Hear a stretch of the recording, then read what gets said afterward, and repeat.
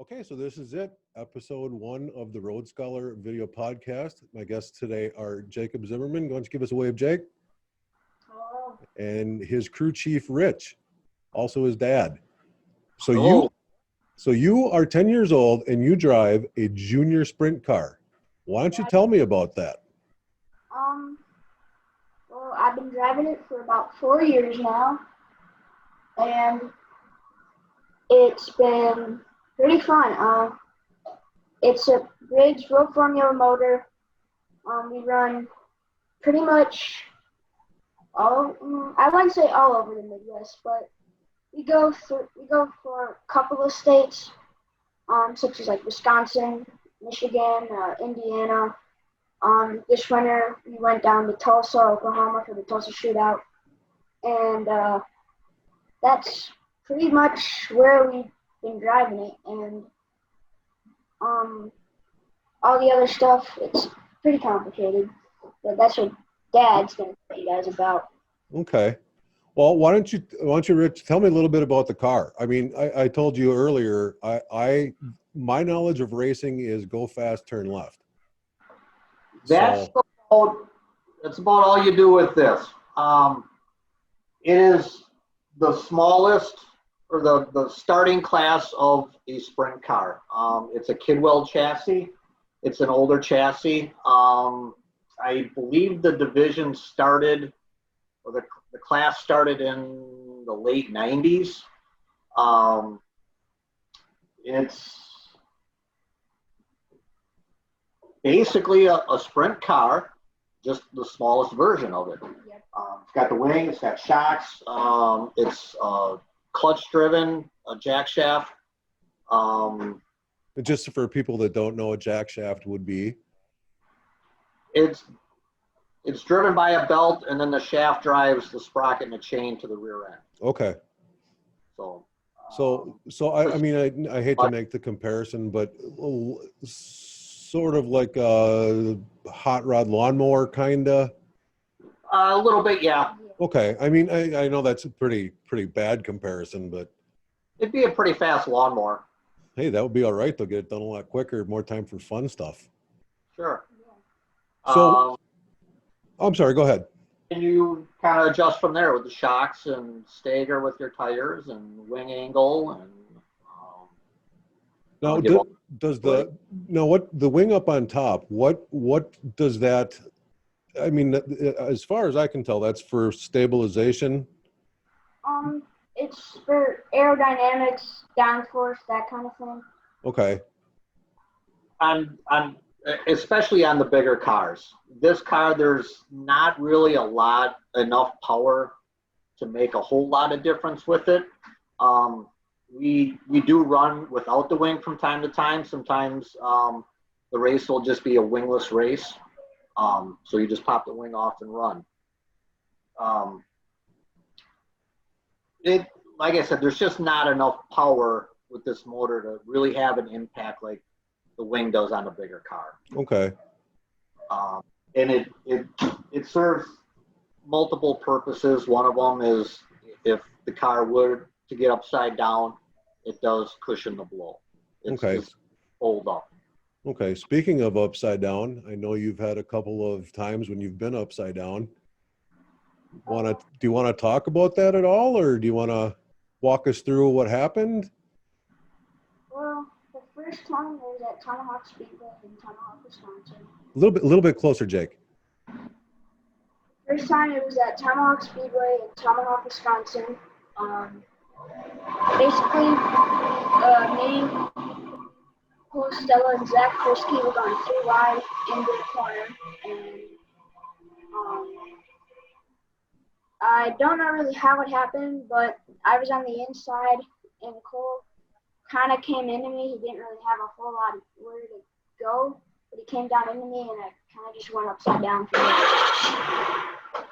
there. See, we got some background noise on your end. Yeah, that's Mom's leaving. So basically it was kind of a rub kind of thing, and it just sort of sent you over, or? It's one of those racing deals. Oh, Rubbin's racing, right? A little bit, yeah. And it doesn't take much with an open wheel car that once you start touching tires and rubbing tires, somebody's going to go for a ride. Yeah, I imagine, I don't want to say bounce, but I would imagine there's a little bit of that, and the speeds you're going, and they're probably, how heavy is that car? It weighs, well, with me in it, you're supposed to weigh 400 pounds. And as you grow, you obviously get heavier. Mm-hmm. And so I'm well aware of that. You can take a little bit of weights out. Like they're literally just weights that you put into the car. So the minimum weight with the driver is 400 pounds. Okay.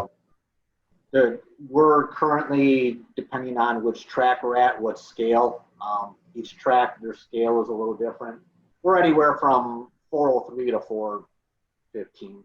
Okay, well, that's actually not a whole lot of weight to be, I mean, when you're moving, you know, that can... I don't know, you're about 85, 90 pounds now. So just the car itself is about 340 pounds. Okay. And how fast do you get to go? Well, we actually at the top speed this year, 57 miles an hour. We're about 54 miles an hour is our top right now. Wow, that's pretty quick. That's pretty quick. What now your top speed? You need a bigger track for that, correct? Yes. Okay, and the biggest track you guys run on is? It's 3rd Mile at Tomahawk. Okay, so Tomahawk is. I would have thought Oklahoma would have been bigger, but again, what do I know? No, they're actually like Beaver Dam. The tracks in Indiana, they're all like a 5th or 6th mile, 8th mile. So Okay. They're smaller. Okay. Tulsa, that one's 6th mile. Okay. Do you have a favorite track, Jake? I like them all, but I'd say Tomahawk's my favorite. And is there any reason for that? Just because you're comfortable there, or you do really well there, or? It's kind of a mixture of a bunch of things. It's the people. I like doing well in racing. I like going fast, and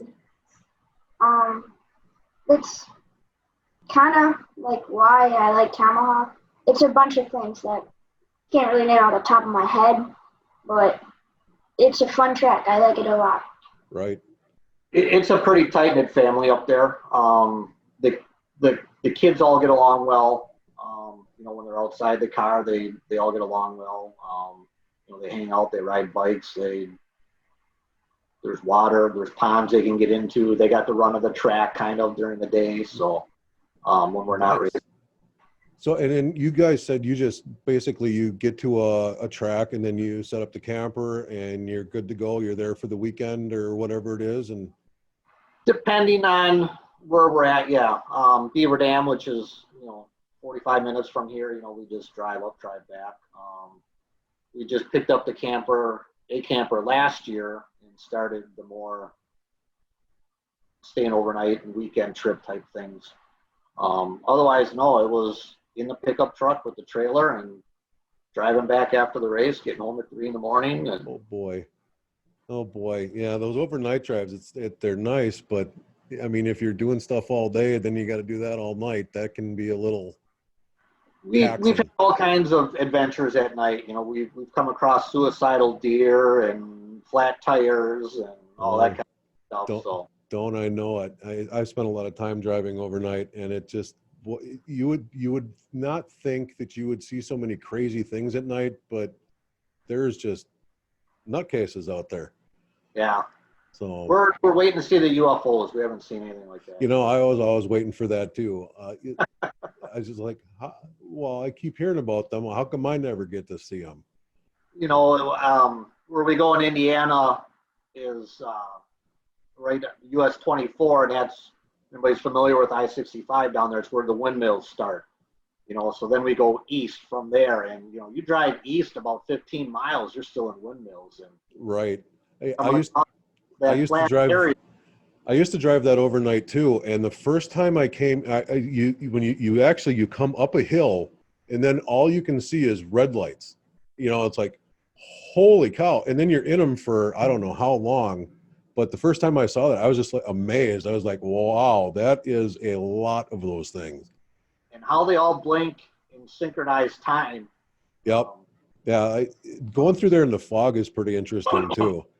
You know, Yeah. it's foggy, and then you just, or that, like the overnight mist and stuff. It's pretty interesting through there. So what, Jake, what, do you have any good road stories?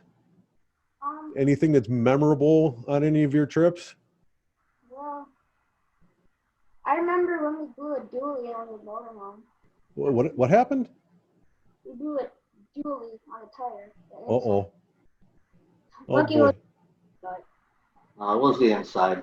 Oh, that's plenty of times. I remember we were at a gas station for like 4 hours. It happened 2 consecutive times in a row coming out of Indiana, all in almost the same exact spot. yeah. Yeah, I hear a lot of people talk about chewed up tires going through Indiana. Yeah. It seems like they're perpetually even under more construction than we are here in Wisconsin, but yeah, that was a pain. And then driving like through Gary. Gotham. That's just a trip. That is something else. I kind of actually enjoy it. I, looking and thinking about what it once was. Right. Yeah. So many changes. Now, when you guys come back up from Indiana, do you go like up over the bridge to Chicago, or do you take the other way around? Try to take the Skyway home. Sometimes we go downtown. That's the downtown way. Yeah. Because there's really not a lot of traffic. No, and it's a nice quiet road. I mean, you would think this is a big metropolitan area, and there's nobody out there. Yeah. Going down, we'll go around on the bypass a little bit longer, but yeah. Cool beans. At night. So what else? What else can you tell me about racing and your adventures and whatever else? I have to tell you, Jake, I've watched a lot of your footage, and I've trained a lot of guys to drive a lot bigger vehicles than that. And I'm telling you, you are a natural behind that wheel. You are for 10 years old. It's pretty amazing to watch. I just needed to tell you that. You have a lot of qualities that I would look for in drivers when I was training to drive semis. And some of the things that I see in you, you're very fluid behind the wheel. And what I mean by that is it's almost like you become a part of the car, and the car becomes a part of you, where like you know exactly where you are on the track, you know exactly what you're doing, and you know how to. I'd actually like to see a picture of your face when you're driving once, to see if you have like the 1,000-yard stare, like if you're processing what's going on way up in front of you. I mean, a lot of the footage I've seen, there's really nobody in front of you, so it's. We do have a couple cameras, or videos of where I put the camera in the car, just watching him. Mm-hmm. And you do see his eyes darting all around. You know, he's obviously very aware of what's going on. Right. I think the eyes get a little bigger when there are cars around them. And well, and that's not a bad thing. I mean, the more aware of your surroundings you are, the safer you are, normally speaking. One wrong move, something could happen. Something bad could happen. You never know. That is a lesson hopefully you will keep with you for the rest of your days driving, even on the highway, because that's one thing I told guys all the time. I'm like, you got to pay attention. You never know. I mean, like you said, suicidal deer, it could be anything, you know, yeah. And you could get hurt, or worse yet, you could hurt somebody else. I mean, you know.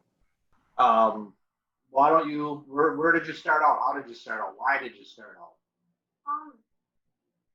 Well, my dad kind of got me into it. He was always a fan of racing. Oh, he's going to blame me. I was going to say, Dad threatened you with a wrench or something, didn't he? I started in go-karts. We were always like kind of NASCAR fans, like fans of the asphalt. So we got into dirt one day. We found out how dirt was much more fun. And we decided to race sprint cars. It's been very fun. So why is a dirt track more fun than an asphalt track? I don't really know. I haven't raced asphalt a whole lot. I raced asphalt when I was driving karts. We raced at Badgerland Speedway. And Okay. Road America. Road America, we drive that, and I think that was it. And there's not a whole lot of like, what do I want to say? Like, The dirt track always changes. Every race, it's evolving. It's Okay. drying out. It's never the same. It's never the same. Right. It's So always like, see if I can wrap my head around this. So for instance, like on an asphalt track, you guys can kind of, I'm thinking you can kind of see where the other cars have gone. You can kind of get like you'll see like a rubber line on the track, if that makes sense. Where the dirt- it'll rubber off. There's a groove, yes. okay. An asphalt track, I don't think goes through nearly as much of a change over a race as the dirt track will. Okay, and that's just because of the grooving and rutting and everything. Yeah, all the cars running on it. It normally starts out as a wet, tacky, wet, heavy track. Because the promoters just watered it. So it's always, I don't want to say muddy, but it's heavy. They call it heavy. As the cars go on it, it obviously starts to dry out. Now you have weather. Is it windy? The wind sucks the moisture out. The humidity, does it start out dry, and then the humidity in the air bring the moisture back up through the track? So it's just always changing. You can develop ruts, in a hurry. So it kind of becomes an obstacle course.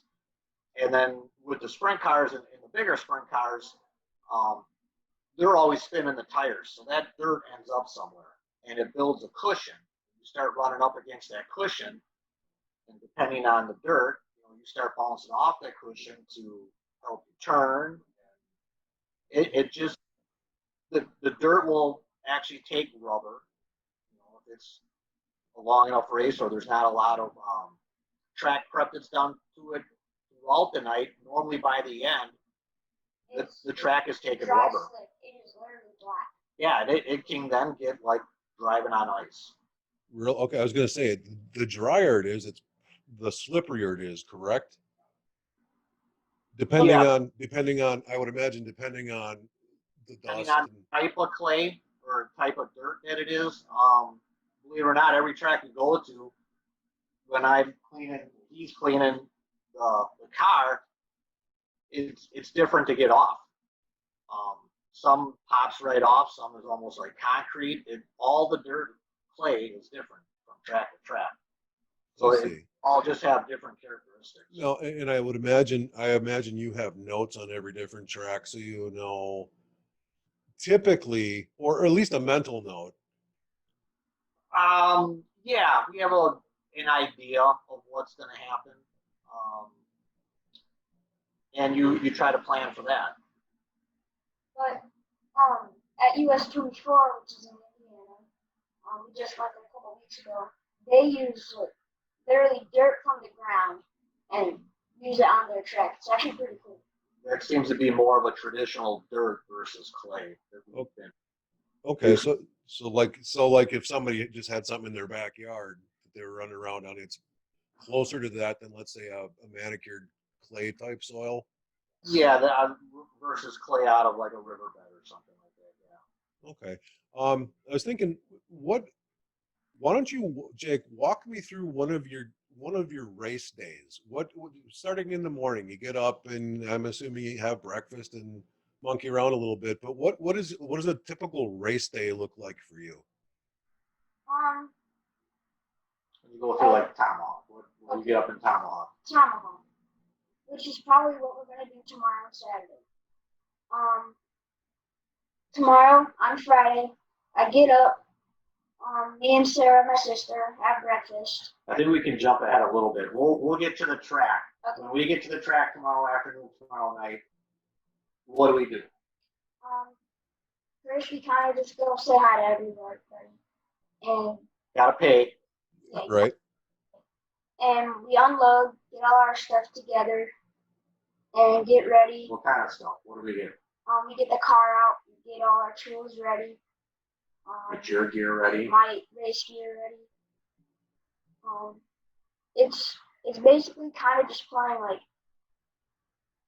yeah, it's really just getting everything ready to like gear, to tools. Tools. Now, do you guys like go over the car again just to make sure that everything is looking right? Or Yeah, I'll kind of give it a once over. I'll kind of have like you said, tomorrow night we'll go to Tomahawk. I've got a list of things because it's just practice tomorrow night. I got a list of things I want to try again. So we're gonna try to accomplish those items. So once we get the clear to go out on the track, he'll go out, he'll run however many laps they're gonna let him run, 8, 10 laps. We'll come in, we'll take the data, we'll look, and hey, did that work? Not work? Hey, but then we go on to the next thing. Now we're gonna try this. So okay. You do some wrenching then. Okay. So what does the process look like, Jake? And well, for both of you, like Jake, you'll come off the track and you'll say, "Hey, Dad, the car is sliding a little bit on turn 3, let's say." Is it like that, or is it just like, I don't know, I can't figure out what's going on with this thing, or no, everything's great, I'm ready to roll? It's a bunch of things. What's been the big one this year that you tell me? You're very close to. The front is sliding out. The front sliding out. Oh, that's a scary feeling, isn't it? And I'm watching them, and I'm like, well, I don't see it. You know, I here's what I think it's doing when you go by me, and what I think. So we'll kind of come to an agreement, and we'll kind of look at the time, and you know, if the time's not where I think it is, well, then maybe it is sliding out. You know, and we'll try to watch a video quick, and we'll make note of it. But we'll do our testing tomorrow night. We'll try our things in between the tests. Depending on what it is, he may get out of the car. We'll find his buddies, horse around. Be a 10-year-old boy. Car's good. I'm hungry. I'll see you in about 20. Something like that, yeah. And then practice is normally done. Then what do we do? Well, if Mom isn't there, you go up top by Brian, which is a friend of ours, and I usually go hang out with like a bunch of my friends, like Evan, Logan, Ever, a bunch of other drivers, Cole. Well, we'll normally go get something to eat up at the grant or the concession stand. One thing about Tomahawk, it does have the best track food that we've come across. Really? Yes, good. Hands down. Been to a lot of racetracks. Hands down, best food. It's better than a lot of restaurants. Really? Oh, that's interesting. I may have to take a trip up there sometime. Was it about a 4 or 5 hour trip up? 4? For us, it's about 3.5. That's not too terrible. No. I haven't been up there in years, so I should probably. World famous pulled pork Sammy's. Nice. Now you're making me hungry because it's dinner time. So, yeah. Let's see. I was going to ask you. What else was I going to ask you? So yeah, we'll horse around. We're done. Go to bed. Get up in the morning. Then it's tear the car apart. Clean the car. I go through it because basically it's a race night. You know, we raced it. We put on 30, 40, 50 laps.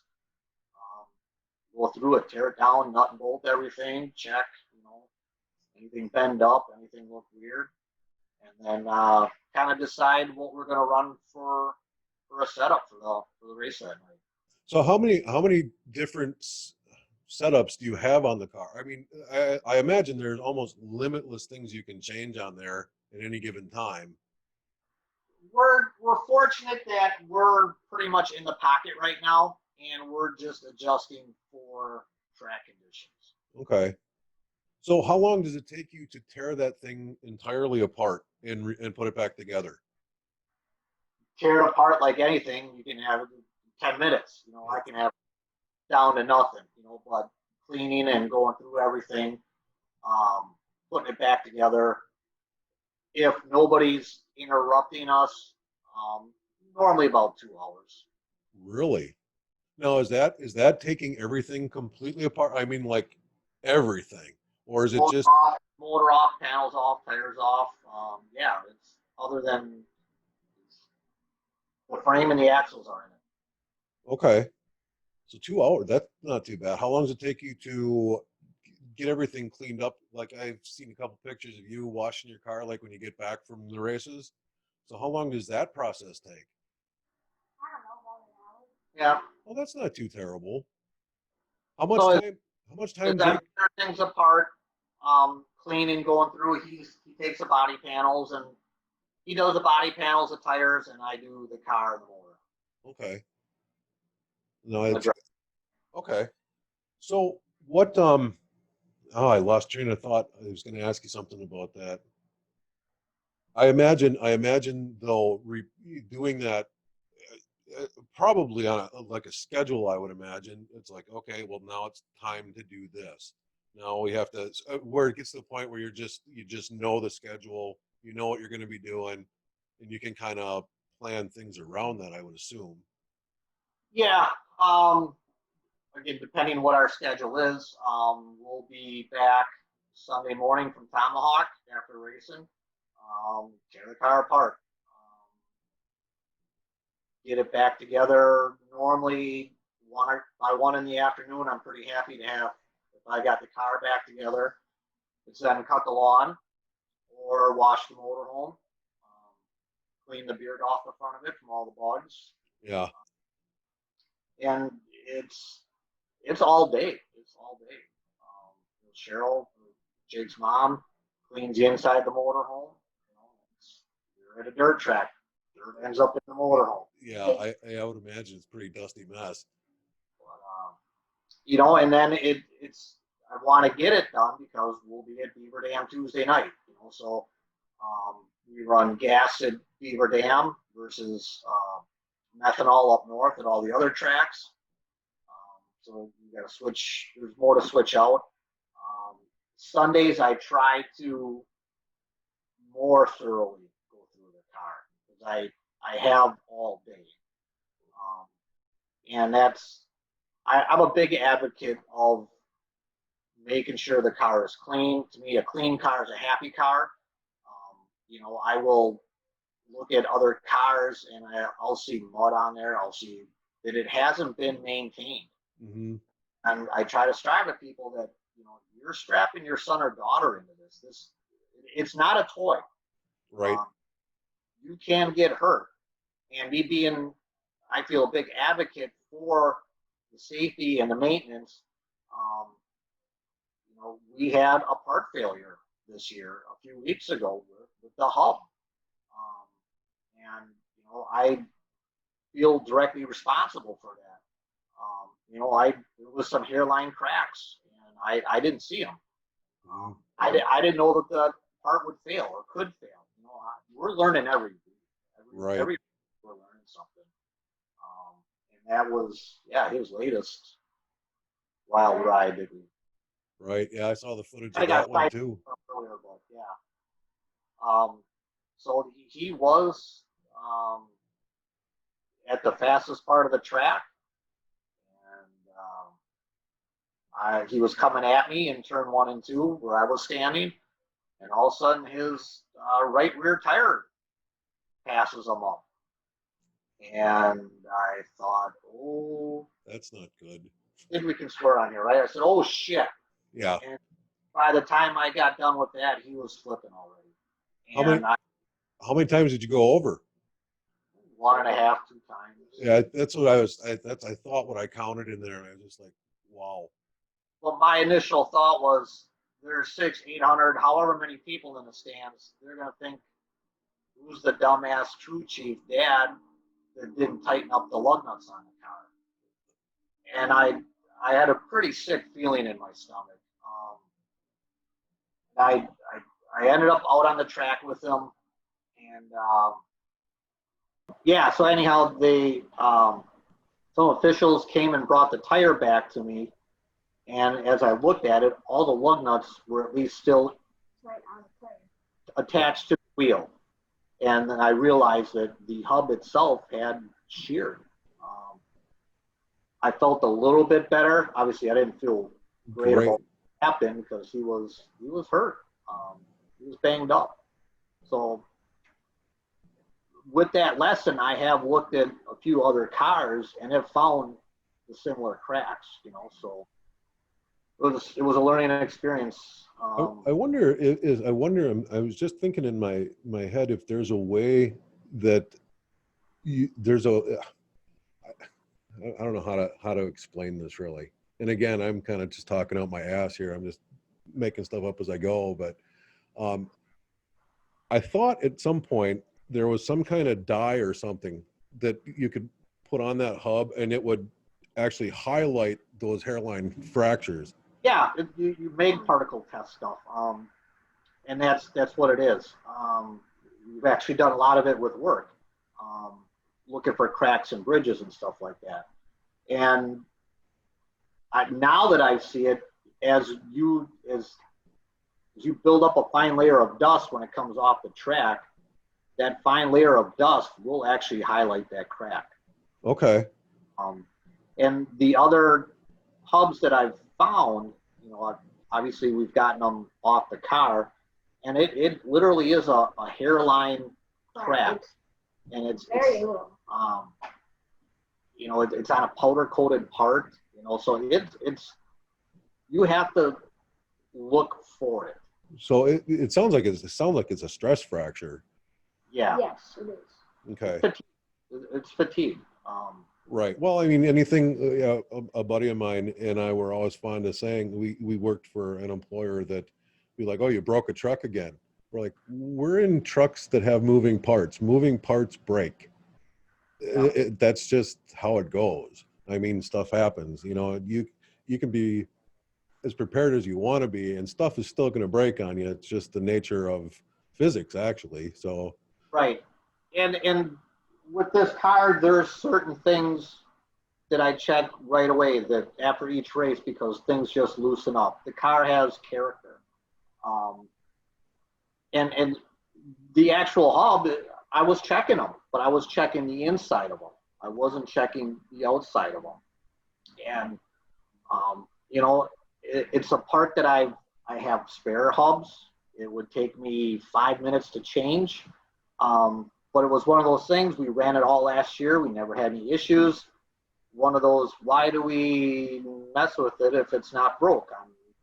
Yeah, if it's not broke, don't fix it. Yeah, it physically looks good. And, Well, it's a nice learning experience. Yeah. Well, Jake, go ahead. It was those little tiny cracks that can do a whole lot. Yeah. But that's how, and I'm sure you know this from all your work in bridges, little cracks can become big cracks in a hurry.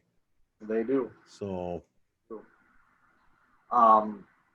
With that, he was kind of upset that he wrecked the car or thought he did. And, after the fact, he was like, should I have not hit the brake? Should I have done this? Should I have done that? And, Jake, where you were in the corner and what happened, if you had hit the brake or didn't hit the brake, it was going to happen either way. 2 seconds later, but one way or the other, you were going to go over. Right. Or So straight away. It was the back wheel that came off. Yeah, the right rear wheel. His drive tire. Okay. Oh, okay. Well, that makes even more sense then. So. The rear tires are different size. The left rear is a smaller tire. Your right rear tire is a bigger tire. Just kind of keep you, I would imagine.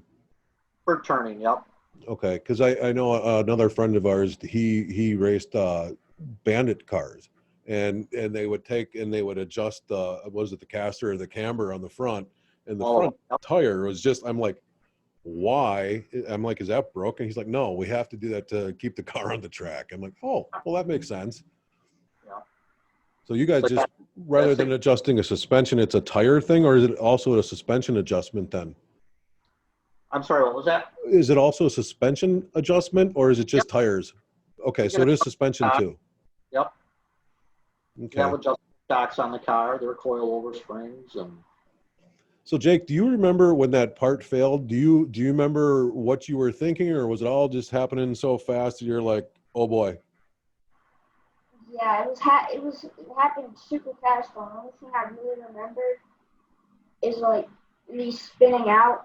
Well, I didn't really spin out, but I was going through the corner, and then the tire came off, hub cracked, all that stuff. And then I kind of like spun out because I hit the brakes, and it's going to spin you out if you hit the brakes like super hard right away. And that's the only thing I remember. I spun out.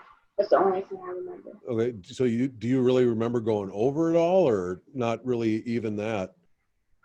No, it all happened too fast. Yeah, I hear that. That's usually how it happens. I don't remember a lot of stuff I did either. kind of started coming to in the ambulance, and once we got back to the motorhome, and he still kind of thought he was Batman, I think.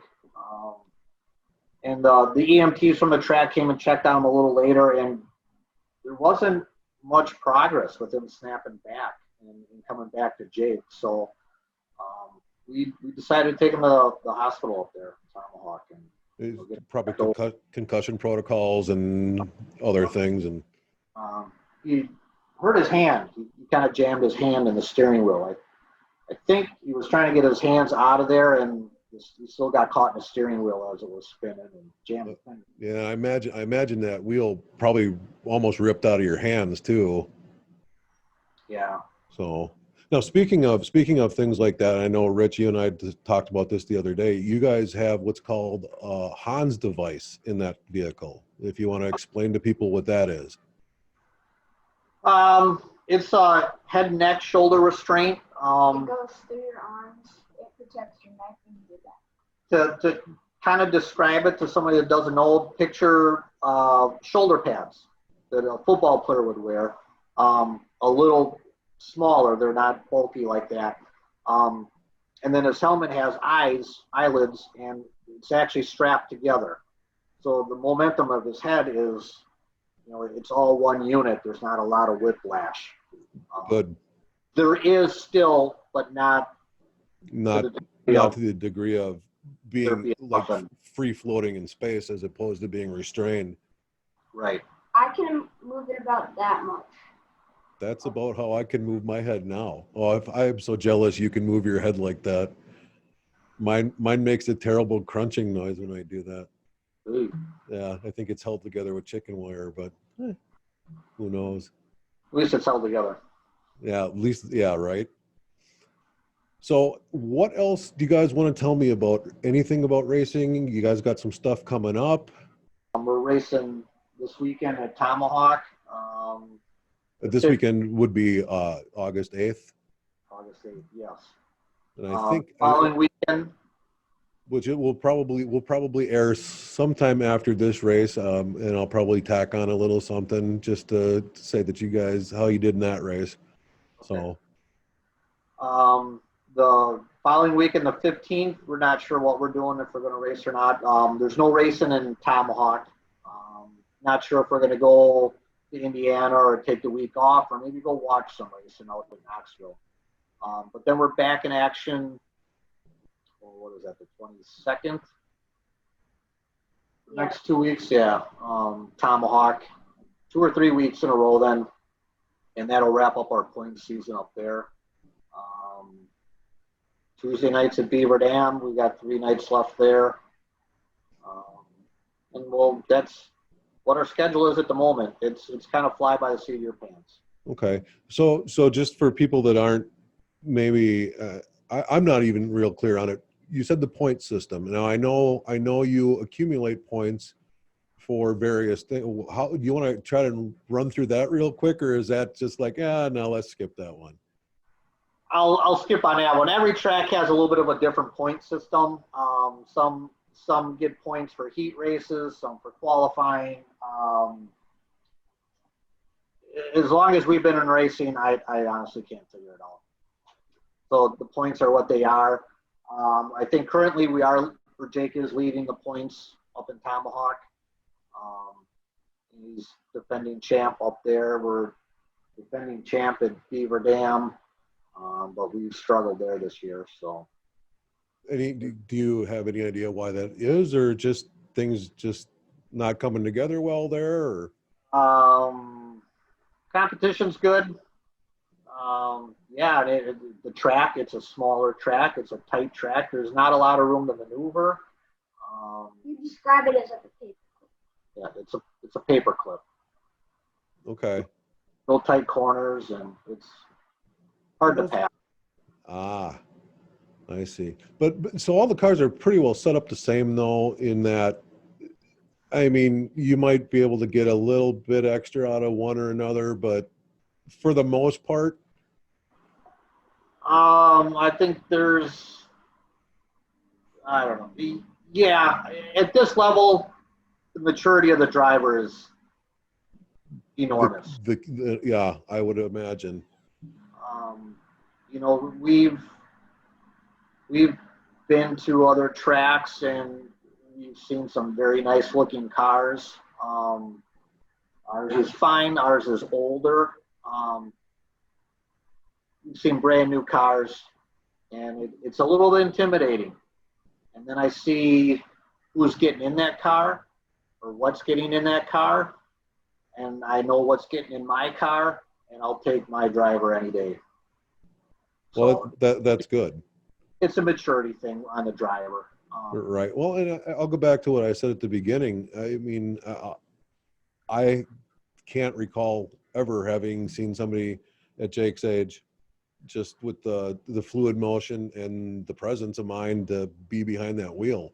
I mean, most people think it's, whatever it is, oh, I'm just going to go out and beast around in this and I can handle this or whatever.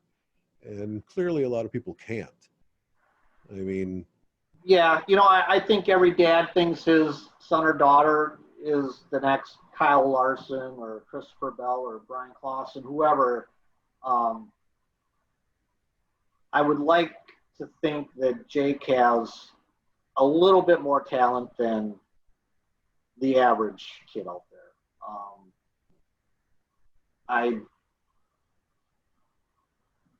He's got something there. That's it's pretty Yeah. obvious. It's pretty obvious. I mean, so speaking of, what other kind of stuff are you into besides racing? Baseball, football, basketball. So pretty much if it's a sport you're in? Kind of. That's all right. Nothing wrong with that. Do you have a favorite, or do you just kind of like all of it? A little bit. I guess you could say that. What's your favorite? Other than racing? Other than racing? Probably baseball. Baseball? I was a baseball kid too. I loved it. Loved it. What position do you play in baseball? Wherever you can, or They move you around. do you have a favorite spot? I always liked third base. I like third base, but the most I'd say catcher or pitcher. Jake is the last of the three other ones that raced. So I guess we kind of got started in it. I've always been a race fan. And growing up, I wanted to race when I was old enough or had the ability to. It seems I always found myself needing to spend money on a lawyer or replacing a vehicle to get back and forth to work. Other things came up other than a race car for me. So like I said, always been a fan, would go a lot. And had a couple friends that started crew chiefing for the carts up at Beaver Dam on Tuesday nights. And they said, why don't you come along? I said, okay, I'll go check this out. What are you doing? He goes, well, we're kind of crew chief on a junior sprint. And I really didn't have any idea what a junior sprint was. I had an idea what a cart was. Mm-hmm. So I got up there and I saw these cars and I'm like, wow, these are really neat. So a few weeks, I made it my routine. We'd go up, and at that time, our older daughter Reagan was going with us, and what was she? She was 12 or 13 at the time, 12, I think. And this car was actually for sale. Jeff Wessel was selling it. And I kind of jokingly stopped by and was looking at it and talking to him about it. And I said, Reagan, is this something you'd be into? And I got a very serious answer from her, yes. So I'm like, oh, I wasn't really expecting that. So the wheels started spinning in my head, and by the next week, we had the car, and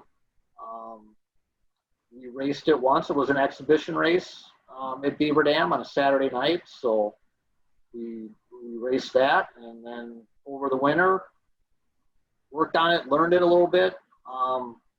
Looking back now, I didn't know what the hell we were doing. But my thought kind of was, I knew Jake liked racing, that, maybe we can run this for a few years, and by the time he's old enough to drive it, I might have an idea of what we're doing with it. So we ran it the first year with Reagan. She did good in it. She had a lot of competition ahead of her, some really good kids. And then she was going to move on to, she aged out of it. She was too old. So she got in it the last year of her eligibility, so to say. And she jumped up into a Legends car. Well, that following year then, our youngest daughter, Sarah, decided that she was going to race. So we put her in this, and then that same year was Jake's first year in the kid kart, where he ran at Beaver Dam. So we had two cars racing that. So Jake raced there. He did asphalt at Badgerland in the kid kart. And was it 2 years? 2 years in the kid kart, I think. 2 years in the kid kart. And then, it was like, okay, it's Jake's turn in the junior sprint. And Sarah had found some success with it and wasn't really quite ready to give it up. So our friend Jeff Wessel had another junior sprint available for us. So we had two of them. And these two battled against each other for a couple of years. Sarah was a track champion up at Tomahawk 2018. Jake was 2019 and hopefully this year. But then Sarah aged out of it, and she wanted to keep going. Wasn't exactly sure if she was into it or not. But we did go to Jeff Wessel again, got the next size car, a 600. And she did get in it. She practiced it. She raced a little bit, and I think it was a little intimidating for her. And luckily, we had somebody approach us that was interested in the car, and we're able to get it to another team right away. And it's currently racing up at Tomahawk right now. So what is the age limit for junior sprints then? 12? You have to be 12, like turn 12 within that race season, and then that's it. So basically 5 to 12. So you have quite a range in ability, size, and everything like that. So it's entry level. We have a special guest. I don't know if you can hear her. She's coming over. She's going to make an appearance right about now. This is Lily. Oh, hey, Lily. Hey, get out of here. Jesus. So, okay, yeah, that's what it was. So now you guys have 2 more years in that car if you want to? Technically, yes. He would be able to race 2 more years. But he eats his meat and potatoes, and he's a growing boy. I don't know if we'd get much beyond next year with it or not. Okay, so what would be the next step then? In a sprint car would be a 600. 600. Yeah. It's a bigger chassis, a little bit bigger chassis, obviously bigger motor. Jake's had a little bit of experience with the 600 already. Tell him what you did last weekend at the track. So Cole Stella, the 9C, he has a micro, and his parents and him let me drive it, and I had a lot of fun driving it. Yeah. And I forgot his name. Last year, a gentleman by the name of Rick Dukes invited Jake to test his on a Saturday afternoon. So Nice. And that one's pretty fun. I imagine a little bit faster and a little bit, you know, more power, and it's a lot more of everything. Actually, at Tomahawk, the 600s are the fastest class up there. okay. You know, they're faster than the modifieds and the street stocks. And Really? stocks, yeah. Actually, they run a 4-cylinder class up there. They call them the Murder Hornets to go along with the COVID and everything else this year. But it's the Murder Hornets. And this past weekend, Jake's fastest lap was faster than the fastest lap that the Murder Hornets ran in the feature. Oh, really? So maybe there's a grudge match coming where we'll put Jake out there and race a 4-cylinder. On paper, we should beat it. What do you think about that? I think I'm beating him. And did your dad show you that picture that I sent them? We're gonna throw that up at the end here. I think you have one more contest you're probably gonna win. I'll have your dad show that to you, and I think you're gonna win this contest too, because you should. I think I look better in that necklace. I definitely wore it better. I do too. I can see my hairline. That's not even fair, young man. I don't have a hairline. Exactly. I guess this, but Yeah. Yeah, and with being around the tracks now quite a bit, you know, there's a lot that goes on behind the scenes. You know, I can really appreciate the track promoters, all the volunteers, the EMTs, the track workers, the corner workers. You know, Actually, when I flipped, they were there in like 10 seconds. yeah, they were there in 10 seconds from the time the car stopped Nice. moving. You know, there was somebody there. So, excellent. you know, and I think the next guy was there in about 15 seconds, and he came from the other side of the track. And I told him I still owe him a new pair of shoes because that guy ran. Wow. That's one of the things I was going to mention in that clip too, is whoever was there like immediately. We'll give that guy a shout out. That guy's name is Jason Torney, and yeah, he's a great guy. He's a great guy. Good. I remember, like I mentioned before, we have a mutual friend that used to race bandits, and in that community too, the same thing. I mean, it was amazing to watch. I just went, you know, for the races and watched them drive around the track. But I mean, just, you know, the help that they gave each other. Sure, is a competitive spirit, but I mean, everybody all kind of realizes they're there for the same thing. So.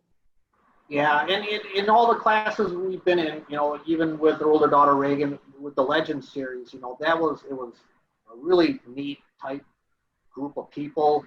You know, if somebody'd have a problem, there's more than enough people there trying to get the car back on the trailer or fixed to get back out on the track.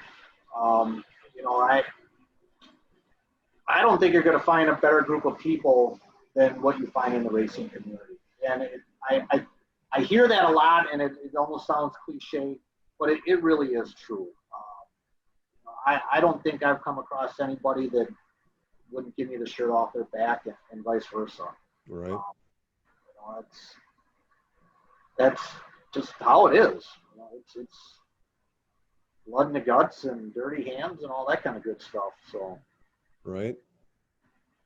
So any future plans, young man? Or are you going to just keep on hammering it and see where it goes? I guess so. But I think right now we're taking everything one race at a time, and with what's going on in society right now, that's you don't know if you're going to get the next race or not. So just enjoy the moment. Right. Well, that's usually the best.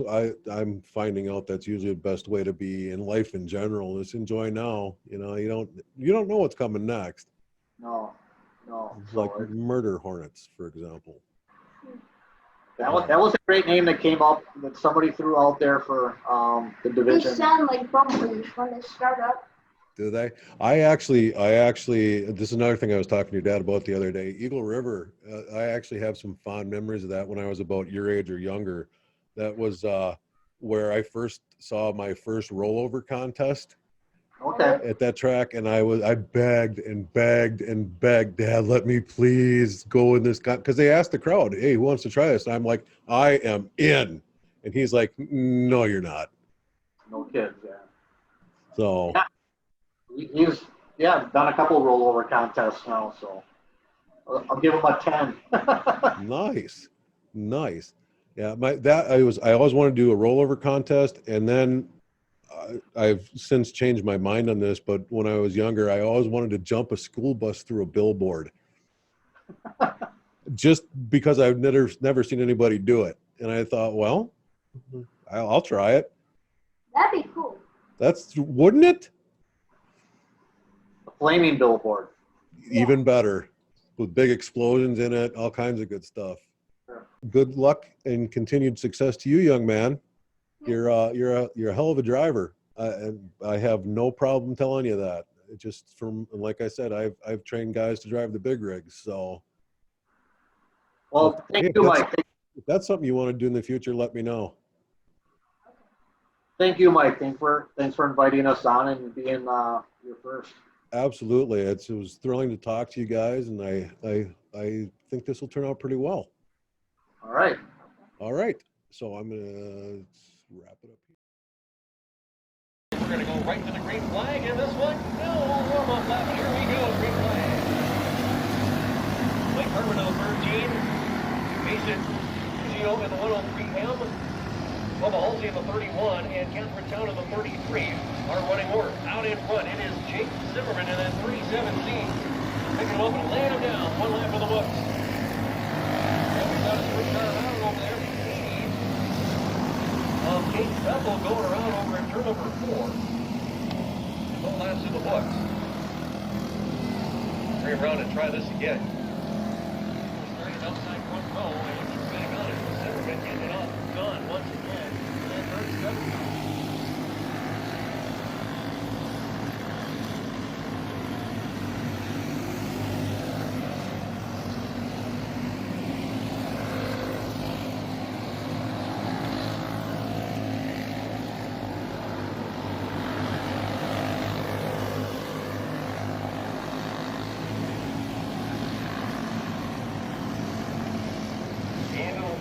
Corner, your leader, Jake Zimmerman, out by a half a straightaway, making a full straightaway now. Side-by-side battle for second. That's Mason Detroit down on the inside. To the outside, Blake Hartman, side-by-side.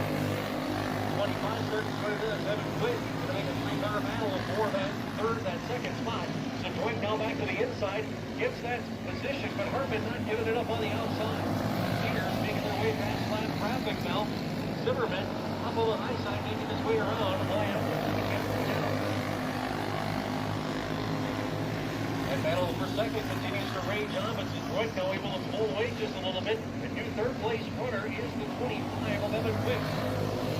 Comes the 13 of Hartman, is trying to get back into the mix as Quick is trying to reel in 11 of Detroit. Detroit stumbled a little bit coming on the third fourth and open the door. Here comes Evan Quick on the outside of the 25. Side-by-side battle up of turn number 2 and out of the back straightaway. Your leader Zimmerman flashes by once again in the 37Z.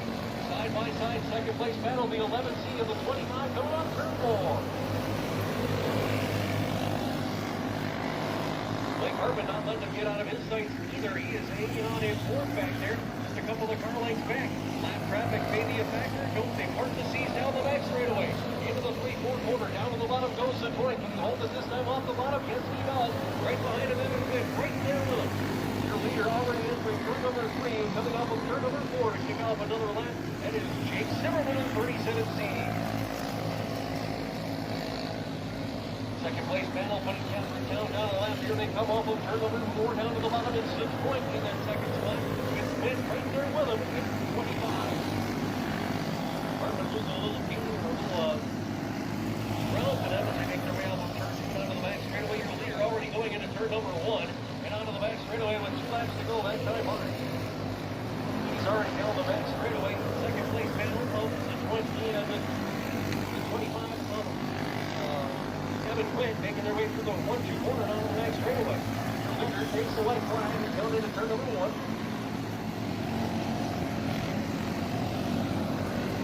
Leader on the back straightaway with the white flag. Coming off of turn number 4, he's going to get the checkered flag here tonight for another feature. And face of boys, that's Jake Zimmerman, your winner at 37C. Get it done, you're done. The 11 of Detroit is able to pull away well. The 25 of Witt. Hartman in and scored to the 13. And fifth right now is at 105. Mason Lucio.